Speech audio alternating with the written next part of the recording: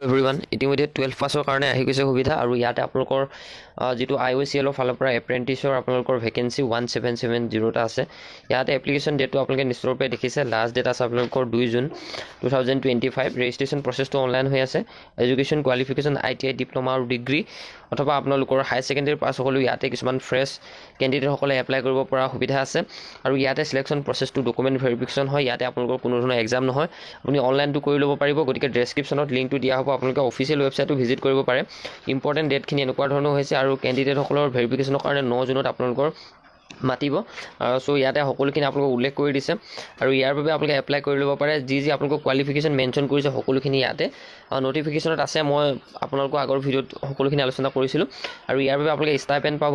গতিকে সোনকালে এপ্লাই কৰিব আৰু এই সাৰ্টিফিকেটখনৰ দ্বাৰা আপোনালোকৰ বাবে একবাৰ পাৰ্মানেন্ট পোষ্টটো আপোনালোকে অইল ইণ্ডিয়াত লাভ কৰিব পাৰিব গতিকে ইমানখিনি মই একবাৰ শৰ্টকে আপোনালোকক মেনশন কৰি দিলো আৰু সকলো ষ্টেটৰ কাৰণে এইখিনি আপোনালোকৰ এলিজিবিলিটি আহিছে গতিকে আপোনালোকে এপ্লাই কৰিব পাৰিব গতিকে এই সকলোখিনি আপোনালোকৰ এলিজিবিলিটি ক্ৰাইটেৰিয়া কোনটো ট্ৰেডৰ কাৰণে কোনটো আপোনালোকে ল'ব পাৰে ইয়াতে সকলোখিনি ডিটেইল মেনশন কৰিছে গতিকে ইয়াতে আপোনালোকে এপ্লাই কৰিব নিশ্চয়ৰূপে আৰু ইমানে আছিল ভিডিঅ'টো আৰু লগতে যেটো ট্ৰেড এপ্ৰেন্টিছ ডাটা এন্ট্ৰি অপাৰেটৰ ফেচাৰৰ কাৰণে ইয়াত কিন্তু সকলোৱে এপ্লাই কৰিব পাৰিব গতিকে আপোনালোকে এই পোষ্টটো ট্ৰেডটো সিলেক্ট কৰি পিনে আপোনালোকে এপ্লাইটো কৰি ল'ব